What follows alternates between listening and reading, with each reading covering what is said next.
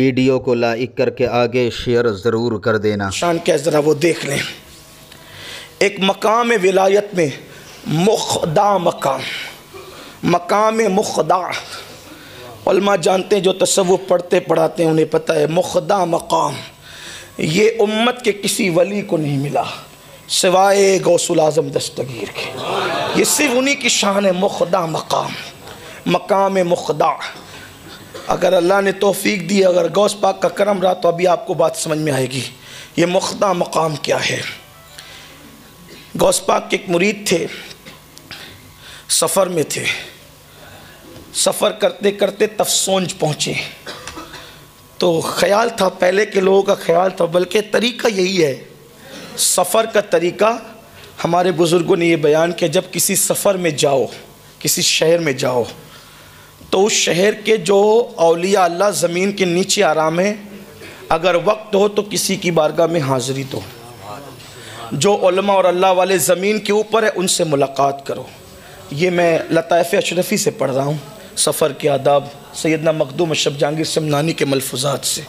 آداب سفر یہ ہے کہ زمین کے اندر جو ہے ان کی زیارت کرو، جو زمین کے اوپر ہے ان کی زیارت کرو، علماء کو اور اولیاء کو نظر پیش کرو، ان کی دیدار سے دل زندے ہوتے ہیں، یہ آداب سفر ہے۔ تو اس طرح سے اس دور میں یہ طریقہ تھا۔ آج تو بہت مصروف ہے لوگ، اب تو رشتہ داروں کے گھر بھی جانے کی توفیق نہیں ہے تو لوگ علماء مشائخ سے کہاں ملیں، اور مزارات پر لوگ کہاں ڈھونڈ ڈھانڈ کے جائیں، تو لوگوں کو ٹائم ہی نہیں ہے، تو جاتے آتے ہیں، بھاگتے دوڑتے پھر نکل جاتے ہیں، بڑے ہم آمی کا دور ہے۔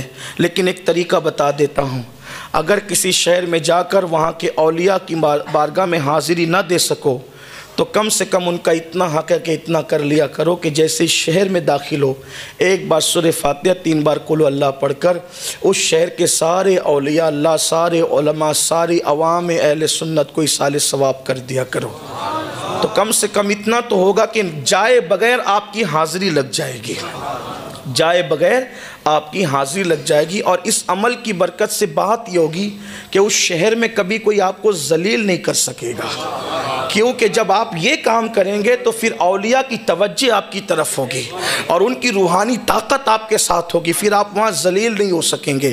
اس عمل کو آپ خاص یاد رکھنا، بڑی برکتیں اس عمل کی، جا سکتے نہیں جا سکتے ہو تو اصال ثواب تو کہیں سے بھی پہنچ جاتا ہے۔ میرے پیارے آقا صلی اللہ علیہ وسلم کے دیوانوں، تو وہ غوث پاک کے مرید تھے، سفر میں تھے، سوچا کہ یہاں پر ایک بہت بڑے شیخ رہتے ہیں، شیخ عبد الرحمن تفسونجی، تو ان کی محفل میں وہ چلے گئے۔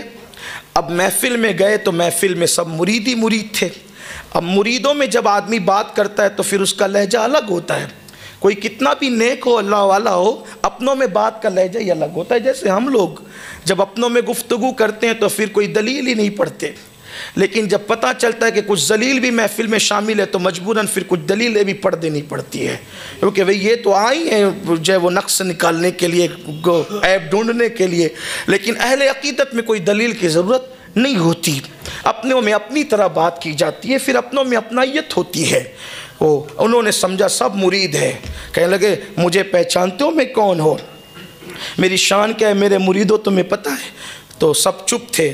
فرمایا جیسے پرندوں میں باز کی شان ہوتی ہے، عقاب کی، شاہین کی شان ہوتی ہے، ویسے ولیوں میں میری شان ہے۔ اب تھوڑا سا میں آپ کا وقت لوں گا گفتگو آگے بڑھانے سے پہلے کہ یہ جو باز ہوتا ہے نا، باز جس کو ایگل بھی آپ کہتے ہیں، شاہین بھی کہتے ہیں، عقاب بھی کہتے ہیں، یہ جو باز ہے یہ پرندوں کی دنیا کا سردار ہے۔ اسی لیے اقبال جیسے مفکر کی پوری شاعری اسی ایگل کے ارد گرد گھومتی ہے، اور اقبال جو ہے وہ جب بھی نوجوان مسلمانوں کو مخاطب کرتے ہیں تو عقاب اور شاہین کہہ کر کے مخاطب کرتے ہیں، اس لیے کہ یہ پرندوں کا بادشاہ، راجہ ہے پرندوں کا، اس کی خاص شان ہے۔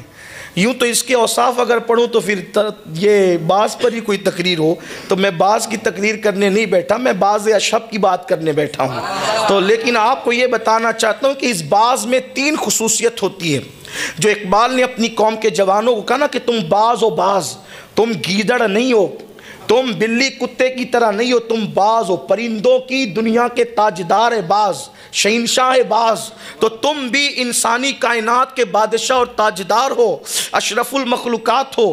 باز کی 3 خصوصیت ہے۔ پہلی خصوصیت کہ وہ نیچے اڑنا پسند نہیں کرتا، وہ بہت اونچا اڑتا ہے، بہت اوپر اڑتا ہے باز۔ لیکن ایک خاص بات یہ ہے کہ اس سے اونچا کوئی اڑ نہیں پاتا، باز کی خاصیت یہ ہے۔ لیکن جتنا اوپر اڑتا ہے اس کی شکار پر نظر اتنی گہری ہوتی ہے، اتنی تیز نظر ہوتی ہے کہ بہت اوپر اڑ کے بھی وہ شکار کو زمین پہ دیکھ لیتا ہے۔ اور اس کے شکار کرنے کا انداز یہ ہے کہ وہ بیٹھتے اور چلتے شکار نہیں کرتا، وہ شکار بھی اڑتے اڑتے کرتا ہے۔ یہ بہت خاص بات ہے۔ باز کے اندر اس کی یہ بڑی اللہ کی قدرت ہے، جس کو جو چاہے عطا کرے۔ تو وہ اوپر اڑتا ہے، نگاہ نیچے رکھتا ہے، پہلی بات۔ دوسری بات، وہ اتنا باغیرت ہے باز کہ کبھی بچا کچا شکار نہیں کھاتا، یعنی اس نے کر دیا اس نے کر دیا تو پرندے درندے وہ مردار نہیں کھاتا۔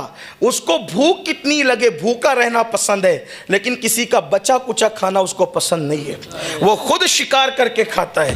اقبال اپنے جوانوں کو پیغام دیتے، تم بھی عقاب ہو، بچا کچا کھانے کی عادت مت ڈالو، خود شکار کر کے کھایا کرو۔ باپ کے مال پہ کب تک کھاتے رہو گے؟ ذرا اپنی بھی دنیا بناؤ، ذرا اپنا بھی نشے من بناؤ۔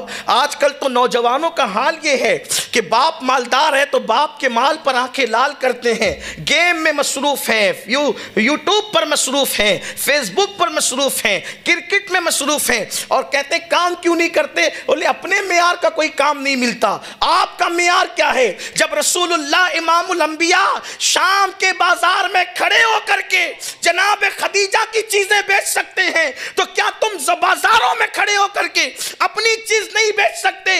یاد رکھو، آپ کا معیار کچھ بھی ہو، مصطفیٰ جان رحمت کے قدموں میں سب ہے، کوئی مصطفیٰ جان رحمت کے برابر نہیں ہے۔ اور شرم حلال کاروبار میں نہیں ہے، شرم تو چوری کرنے میں ہے، شرم تو حرام کھانے میں ہے، شرم تو ڈاکہ ڈالنے میں ہے۔ میرے نبی نے فرمایا جو ذلت کی جگہ حلال روزی کے لیے کھڑے ہوتا ہے اللہ اس کو عزت سے مالا مال فرما دیتا ہے۔ اس لیے لوگ کہتے ہیں میرا باپ وہ تھا، آپ کا باپ جو بھی تھا آپ کیا وہ بتائیں۔ مردار مت کھاؤ۔ میرے ابا ولی تھے، میرے دادا، آپ کیا ہو؟ میرے ابا پیر تھے، آپ کیا ہو؟ میرے ابا مالدار تھے، آپ کیا ہو؟ میرا باپ بادشاہ تھا، اس سے کام نہیں چلتا، آپ کیا ہو یہ بتاؤ۔ ورنہ بنی اسرائیل کے تو باپ دادا سب کے سب نبی تھے، مگر وہ ذلیل ہوئے۔ باپ دادا کے نیک ہونے سے صرف کام نہیں چلتا، آپ کتنے نیک ہو وہ بتاؤ۔